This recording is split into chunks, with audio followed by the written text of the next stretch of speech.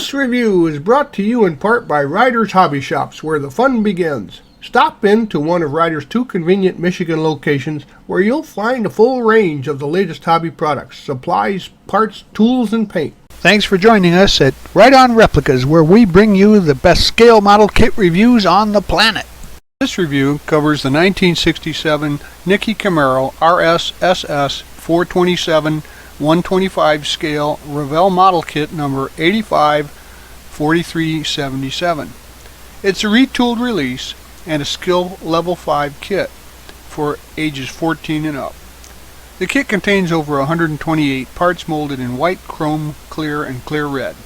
It has vinyl tires, and overall construction is straightforward and the build goes together very well. If you take your time and test fit the parts and locations, it'll work out just fine. The motor is nicely detailed and simple accessories make it contest ready. The interior assembly is easy and highly detailed. The body is a one-piece unit with separate front and rear valance sections, and the water slide decals are extensive with interior instruments and multiple body stripes. It's got a great instruction booklet, and overall the dimensions are 7 5/16 inches long, 3 inches wide, and 1 3/4 inches high. These are some of the tools and products I used in construction of this kit, but always remember to follow the manufacturer's safety use guidelines just to protect yourself when using any of the products shown here. You'll note throughout the build that there are some ejector pin marks and some sprue attachment marks that are in some of the areas you'll need to clean off and finish. The molding technology still comes back from the 80s, even though it's an updated kit. Gather all the parts here to assemble the engine and transmission, and note that the stock distributor in my build is going to be replaced with an aftermarket pre-wired distributor kit.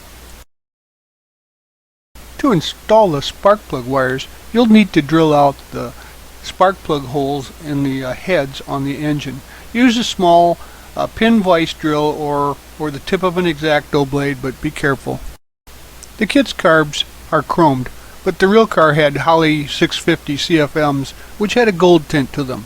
So you can either put these in a bleach bath or just actually give them a gold tint around the outs. I applied a black wash to some of the chrome engine pieces to help bring the details out. And that's basically 3 parts water to 1 part black paint. So just add it to the recesses of the details and wipe off anything on the highlighted areas. To add realism, I painted the manifold with a chrome silver to give it a more metallic look, and drilled out the distributor hole for the added on wired distributor. Assemble the block heads and paint those in the color that Nickey used, a bright yellow color. The transmission is steel, and highlight the manifold with an application of black wash like we talked about. You'll see the manifold bolts and all the molded detail that way. Then add your distributor. Now assemble the 2-piece headers. There's 2 pieces for each the left and right halves.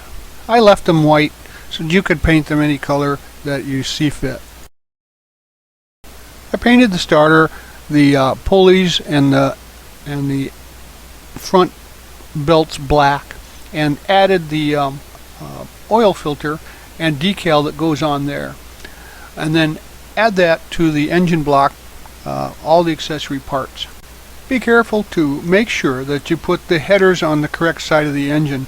The driver's side should be longer in length than the passenger side, because the exhaust pipes are molded in different lengths.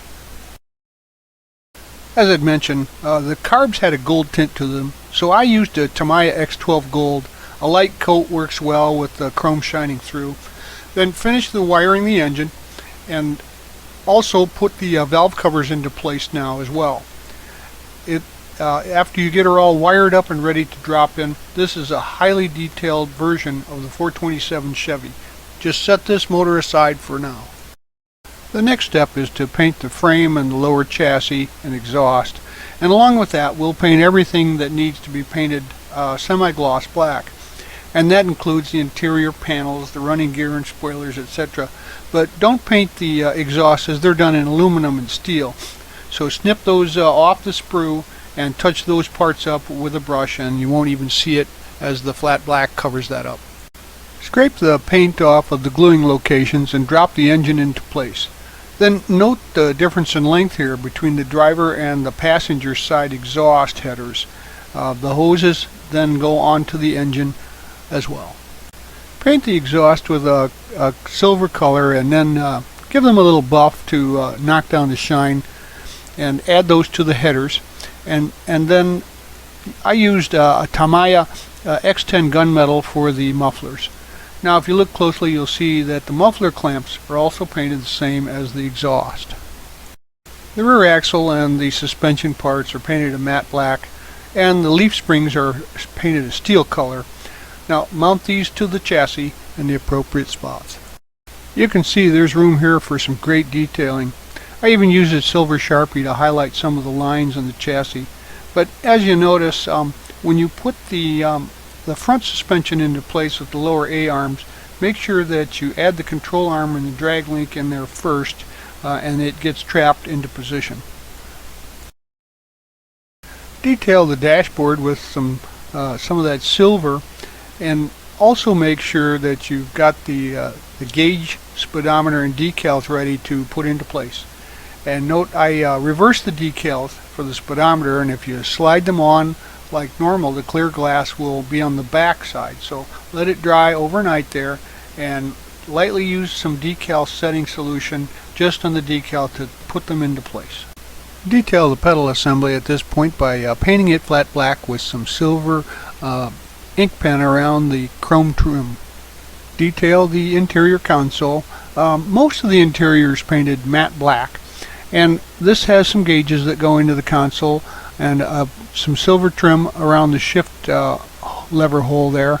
And notice the shifter is in the tweezers. You also get a shift pattern decal for the top of that, so it's pretty detailed.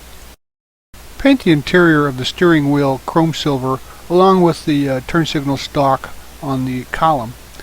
Then add the SS decal to the steering wheel and assemble those parts to the dashboard. Add the control pedals to the bottom of the dashboard, and your dashboard is ready. Just set it aside. Assemble the front seats and paint those in the interior color. And it has some side tilt levers here that you can detail with some silver. There's also some stripes and some panels that you can use for the seats if you're using different colors. Here the seats are shown finished with the pipette stripes on them. Just set those aside to dry. As an optional idea, I went out on the internet and found some Nickey Chevrolet logos to print out some car mats with. Test fit the console and the seats and place those in the interior. Now install the dash assembly into the interior tub and touch up any errors with the black and silver, and then highlight the power window switches on the door and the air vent handles with some silver paint or the silver marker. Test fit the interior tub to the chassis and glue that into place. The instructions recommend putting the tires on now, but I would hold off doing that until later. We'll button up the underside now. Add the shocks. As you see here, the white arrow points to those, and then detail the chassis with the brakes and paint the fuel lines. And you might want to scrape off that trademark before painting if you're going to make this a contest build. That'd be a simple repair even at this point though with the flat black. Notice that there are bolts that can be highlighted on the rear pumpkin to really make this build look great. Detail paint the brake booster and add that to the firewall. Add detail and paint to the washer bottle and the battery as well. Add the firewall to the chassis along with the battery and the washer bottle. You can add some realism to the washer bottle by adding some shadow or light blue paint to the exterior to make it look like it's about half full. Pull out the parts needed for the front radiator and support, and notice that the front radiator hoses had a clamp-like spring on them molded in, so why not paint those with some aluminum color to make it really stand out. Test fit and set the engine into place, followed by the firewall and the shroud, and finally add the radiator hoses to the motor. You should have a completed chassis, motor, and interior, minus the wheels and the air cleaners. Add some detail to the wheels by painting the centers of the wheels aluminum and leaving the outer rings chrome for a more realistic appearance. I also rubbed the tread on some fine sandpaper to make it look slightly used. Work the tires onto the rims for a snug fit, then install the wheel red line decals and center cap decals. This is pretty straightforward, but just take your time and use some setting solution. They really make the wheels look nice. Add the final parts to the engine compartment, like the air cleaners and any touch-ups to the chassis. The coil is mounted at this time as well. It fits together really well, so put everything aside to dry and prep the body. Prep the main body panels by washing them with some mild detergent and letting them air dry. Then tape the hood, the lower front and back valances to the body using some good tape to keep them in place for painting. You can see some tape on the right side here that's holding that valance in place at the back end. Don't worry about that. Just make sure that it stays in position. To give my body a fade effect, I painted the overall body silver, and then I added some black to the base lower sections to give it a different sheen when the top coat's applied. I used Tamiya metallic red here in light coats to preserve the shadowing that I had put on the lower sections of the body. Now gather the parts for the wheel assemblies, the discs and the drums, along with the traction bars, and then insert the pin through the wheel back and glue it to the inside of the wheels. Set these aside to dry for later. Get the chrome pieces ready along with the bumper and the rear tag frame and the rear valance ready, and then assemble those except for the license tag frame. We'll put that in place later. Assemble the front valance and turn signals with the chin spoiler there, and once again leave off the tag and spoiler till some of the last steps. Paint the turn signal indicator faces a Tamiya transparent yellow and set these aside to dry. Do any of the last minute detail work that you see fit to do on the underside now, and place the drum wheel backs on the axles and add a dab of glue to the ends on the pins. Then insert the pins into the holes on the axles and let it set. Turn the wheel occasionally to make sure it doesn't freeze up the rotation, and install the traction bars on the leaf springs. Turn the body over and paint the headliner flat black. Add the exterior decals to the body at this time, and after they've dried, use a silver Sharpie to go around the window frames and the hood pins. Then give a gloss coat to the body after a few hours. Pull out the glass pieces now, along with the decals that go on the vent windows, and we'll install those now by putting some white glue into the frame. The side windows went in very well, but the front windows were a little bit of trouble. You may want to take a little extra time to test fit those and trim those with a sand stick if necessary. Finish off the exterior body with the chrome pieces and decals that go on the vent windows, and also make sure that you use any marking trim or foil that you want for any of the chrome trim pieces. And we'll be adding all the small external parts now, like the windshield wipers, the door handles, the rear view mirror, and the spoiler.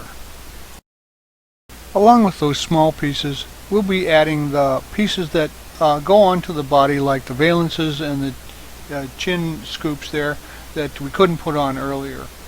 So these are really straightforward and they go right into place. Just make sure you have a good gluing and contact surface for them when you install them.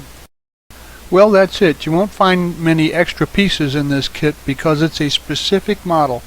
And I must say this is one of the best detailed car kits that I've done, especially for the massive 427 motor that was still available for Copo builds at the time. But I was thoroughly impressed with the fit and finish of this kit and straightforward directions and easy to use decals.